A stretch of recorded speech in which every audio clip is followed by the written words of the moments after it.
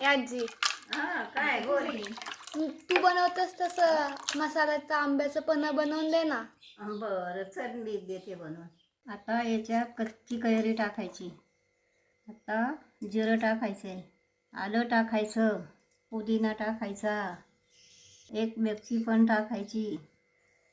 याच्यात लिंबू पिळायचं, चाट मसाला पण टाकायचा.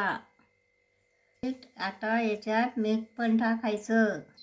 आता याच्यात साखर पण टाकायची. आता हे वाटून घ्यायचं. सगळं मिश्रण याच्यात वाटायचं. सब्ज्या उन्हाळ्यात चांगला असतो म्हणून याच्यात टाकायचा असतो.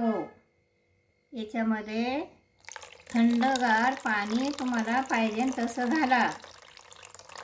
त्यामध्ये बर्फ पण टाकायचा म्हणजे थंड होतं. सरबत तुम्ही पण नक्की करून प्या. वरती बघ.